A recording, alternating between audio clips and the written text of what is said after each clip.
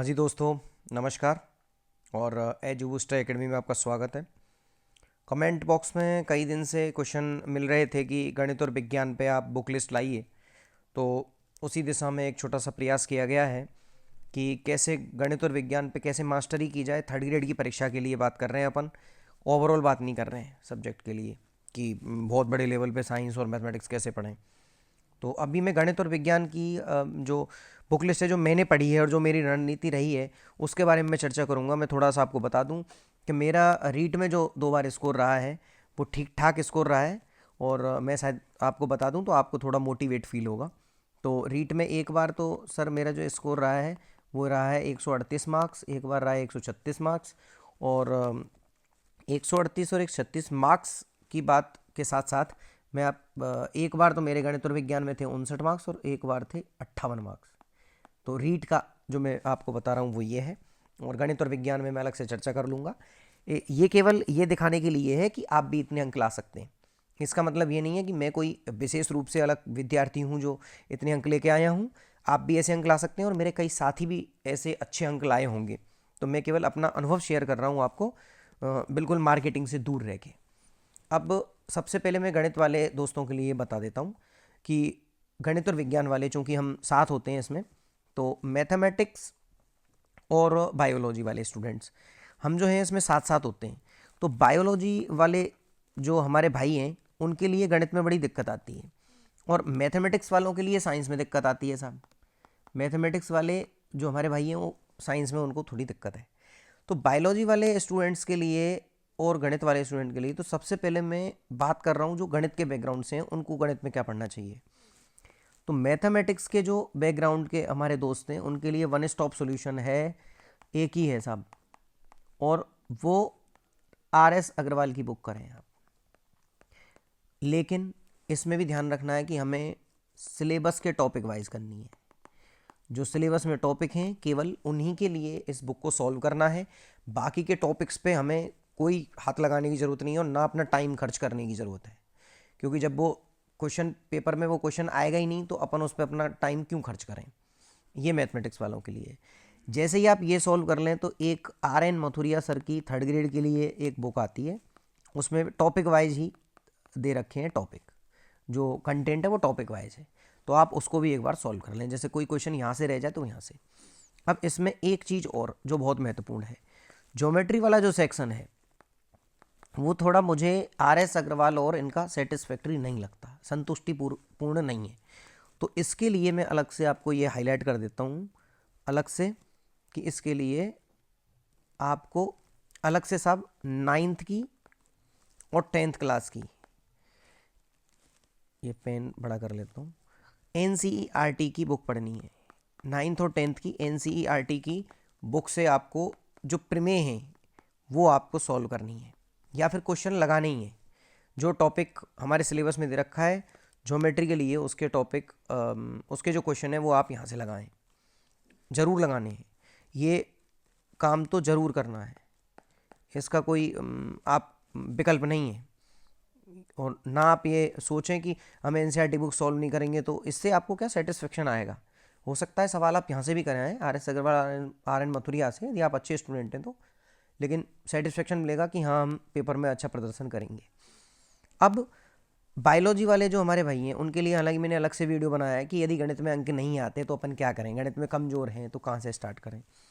इनके लिए मैं आपको बताऊं, 6th से लेके और साहब 8th तक की पहले तो करनी है मैथ्स की किताब सॉल्व, और इनमें लगभग लगभग सारे चैप्टर बहुत छोटे छोटे हैं। तो कोशिश हो तो ये सारी आप 1 महीने के अंदर, मतलब 30 दिन के अंदर कर सकते हो। 30 दिन के अंदर ये पूरी बुक्स हो जाती हैं, और रीट के लिए तो ये सफिशियंट है। आप इनके अलावा कुछ भी नहीं पढ़ोगे, सवाल करके आओगे, रीट में अच्छे नंबर लाओगे। तो रीट के लिए तो ये सफिशियंट है। लेकिन अब आगे एग्जाम की तैयारी के लिए, मेंस की तैयारी कर रहे हैं तो आप RN मथुरिया सर की जो बुक है उसकी तरफ जाएंगे। आप RS अग्रवाल के क्वेश्चन नहीं करेंगे। क्यों? आपका मैं मान रहा हूँ कि 30 क्वेश्चन गणित में आते हैं, और 30 क्वेश्चन में से यदि आप 22-23 क्वेश्चन भी करिए ना तो आपका स्कोर बहुत अच्छा स्कोर मानो आप। गणित वाले भी 25 औसतन 25 सवाल तक पहुंच पाते हैं। हालांकि कुछ ब्राइट स्टूडेंट भी होते हैं जो 30 में से 30 करके आते हैं।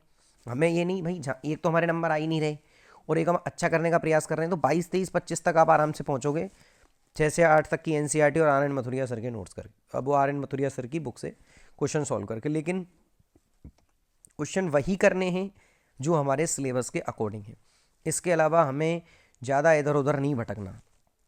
और फिर इसके बाद आप PYQs करके देख लें, उससे आपको कॉन्फिडेंस बन जाएगा कि हाँ हम साहब सवाल कर सकते हैं पिछले साल के। और PYQs कहाँ से, जितनी भी उनमें जनरल मैथमेटिक्स आ रही है, जैसे LDC का एग्ज़ाम हो गया, पटवारी का हो गया, और भी जो आपको ऐसा लग रहा है जैसे CET का एग्ज़ाम हो गया, उनसे आप मैथमेटिक्स सॉल्व करके देख सकते हैं। ये तो गणित वालों के लिए, जैसे मैंने मैथमेटिक्स वाले भाइयों के लिए भी बता दिया है, और बायोलॉजी वाले जो स्टूडेंट हैं उनके लिए भी बता दिया है कि उनको क्या करना है।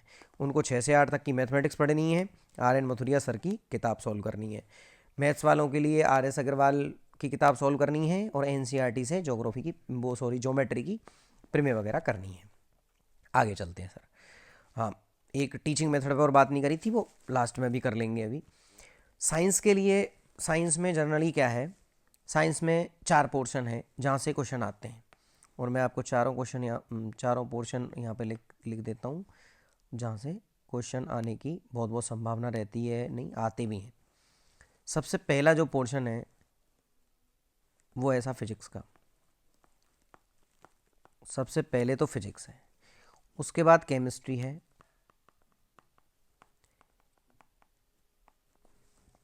और उसके बाद है बायोलॉजी, और उसके बाद है एनवायरनमेंट। अब देखें आप, यहाँ से यदि मैं बात करूँ तो बायोलॉजी जो है उसमें 2 हिस्से हैं, एक जूलॉजी का है और एक बॉटनी है। फिजिक्स से बात कर लेते हैं, क्या क्या चाहिएगा साहब साइंस में फिजिक्स पढ़ने के लिए। 9th और 10th क्लास की NCERT पढ़ो, NCERT। केमिस्ट्री के लिए वही 9th और 10th क्लास की NCERT,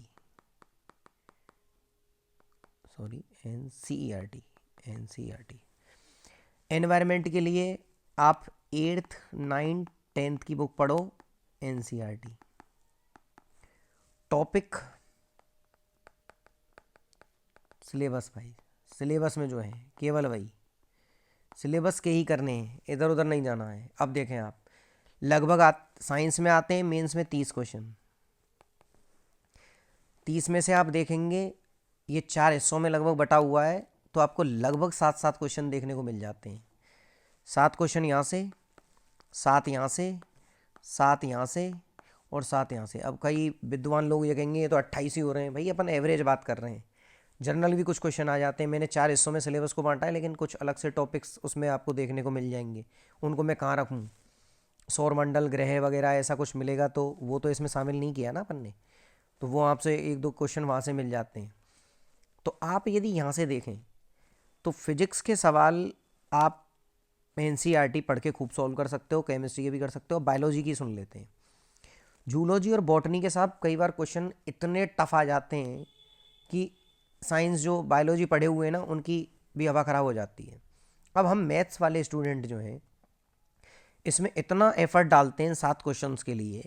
भाई 30 क्वेश्चन में से यदि आप 21-22 सही करके आ रहे हो तो आप सही जगह पे हो, मेरा मानना तो ये है। क्योंकि मैं तो लगभग 25-26 क्वेश्चन करे थे, 26 में से मेरे गलत हो गए साहब, 3 या 2 गलत हो गए थे, तो मेरे तो कट पिट के वही 22-23 बैठे। तो जूलॉजी और बॉटनी के लिए इन 7 क्वेश्चन में से आप आराम से 3 क्वेश्चन तो खूब सॉल्व कर सकते हो, ये तो आपके सॉल्व हो ही जाएंगे। बाकी के 4 क्वेश्चंस के लिए यदि आप 11th-12th की तरफ जाते हैं तो आप एक बार 11th और 12th की जो NCERT की किताब है वहाँ से आप खुद के नोट्स बना लें, लेकिन बार बार आप बुक पढ़ेंगे परेशान हो जाएंगे, तो वहाँ से आप अपने नोट्स प्रिपेयर कर लें, जिससे कि बार बार आपको वो NCERT की बुक खोलनी नहीं पड़े। 9th और 10th क्लास की जो मैंने NCERT बताई है फिजिक्स और केमिस्ट्री के लिए, टॉपिक वाइज जो टॉपिक दे रखा है वही बुक में से पढ़ना है। तो यहाँ से भी आप खुद के नोट्स बना लें।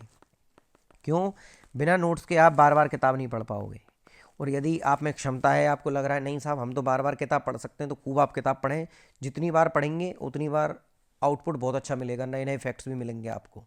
क्योंकि हम जब पढ़ते हैं तो किताब पढ़ने का एक रूल है कि कम से कम 3 से 4 बार एक बुक फिर पढ़नी चाहिए, क्योंकि ज़्यादा मटेरियल नहीं है, 2 ही तो बुक हैं, टॉपिक वाइज पढ़नी है। तो ये रहा, ये साइंस के लिए आप ये करोगे।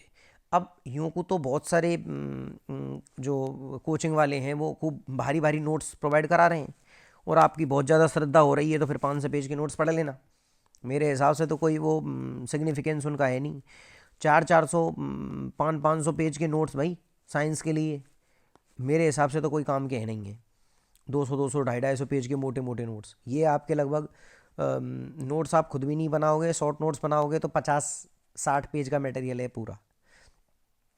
मेरे जो खुद के नोट्स हैं वो मैं पीडीएफ फॉर्मेट में इसलिए यहाँ पे नहीं डाल रहा हूँ टेलीग्राम चैनल पे, क्योंकि उनको शायद पढ़ने में इधर उधर हो गए, वो काफ़ी तो हाईलाइट हो रहे हैं। और यदि आपका ऐसा रहा कि आपकी बहुत ज़्यादा डिमांड हुई तो मैं उनको एजू बूस्टर एकेडमी का जो टेलीग्राम चैनल है उस पर डाल दूँगा, तो आप उसको कर लें सब्सक्राइब। और हमारा ये यूट्यूब चैनल भी सब्सक्राइब कर लें। हालांकि मैं बहुत कम बार कहता हूँ, क्योंकि मुझे पता है आप सब लोग, यदि आपको काम पसंद आता है और मैं सही डायरेक्शन में आपको गाइड कर रहा हूँ तो आप खुद ही लाइक या सब्सक्राइब कर लेते हो। सब्सक्राइब नहीं करते हो तो भाई वीडियो को लाइक तो आप कर ही दो कम से कम, यदि आपको ठीक लग रहा है तो। ज़बरदस्ती कोई है नहीं, क्योंकि खुद की ज़बरदस्ती खुद पे नहीं चलती, दूसरों की तो बात अलग है। और अब टीचिंग मेथड्स की बात कर लेते हैं, हमारे कई दोस्तों को थोड़ी परेशानी है। तो कलाम एकेडमी की बुकलेट ले आना, और ऑब्जेक्टिव के लिए एस मंगल की, ये है ऑब्जेक्टिव के लिए, और कलाम एकेडमी की है डिस्क्रिप्टिव पढ़ने के लिए। ये आप ले आना, इससे अलावा आपको कहीं पे भी नहीं झांकना पड़ेगा। और इनसे टीचिंग मेथड के 10 क्वेश्चन आते हैं, 10 में से आप 5 से 6 क्वेश्चन कर दोगे आराम से। 100% यदि आप करने की सोचोगे ना तो सिलेक्शन नहीं हो रहा, ना आज हो रहा ना कल हो रहा। तो 5 से 6 कर देगा। कंटेंट 100% पढ़ो, लेकिन आप ये सोच रहे हो कि 100% उसका आउटपुट निकल जाए, वो कभी नहीं निकलेगा। यदि आपका 80 to 90% आउटपुट निकल रहा है तो आप बेहतर कंडीशन में काम कर रहे हो, औरों से बेहतर। और इधर उधर ना भटकें आप एक ही डायरेक्शन में यदि इस पे चलेंगे ना तो श्योर आपको सिलेक्शन मिलेगा। यदि इधर उधर भटकेंगे, कभी कोई सी किताब कभी कोई सी किताब। हाँ, एक जो इम्पोर्टेंट और मैं बात कह रहा हूँ वो भी आप सुन लो, वो ये है कि आप साइंस के लिए आप PYQs कर लेना भाई। मोस्ट इम्पोर्टेंट बात, PYQs कहाँ से करोगे? दिशा 2020 से। डिस्क्रिप्टिव में RSM SSB के पेपर डाउनलोड करके उनसे भी सॉल्व करने हैं। काय के देखो, LDC में भी आता है, पटवारी में भी साइंस आता है, और अपने ग्रेड 3 का जो एग्ज़ाम होता है उसमें भी जनरल साइंस आता है, स्टेनो का भी होता है उसमें भी आता है। तो ये सारे पेपर सॉल्व कर लेना एक बार। क्या पढ़ के? NCERT पढ़ के सॉल्व करना। देखना आप होते कि नहीं है, कौन से टॉपिक के क्वेश्चन सॉल्व करने हैं जो अपने सिलेबस में है। केवल वही टॉपिक आपको सॉल्व कर रहे हैं। अभी तक आपके लिए जो मैंने बताया ये कंटेंट मेरे हिसाब से परफेक्ट है और बढ़िया है, आपको पहुंचाएगा सफलता तक। और बाकी आप ऐसी और कोई आपकी समस्या है तो आप कमेंट बॉक्स में डालें, और मैं कोशिश करूंगा कि आपकी बातों के अच्छे से जवाब दे सकूं। और तब तक के लिए आपको बहुत बहुत शुभकामनाएं। मेरी तरफ से आपको जय हिंद, जय भारत।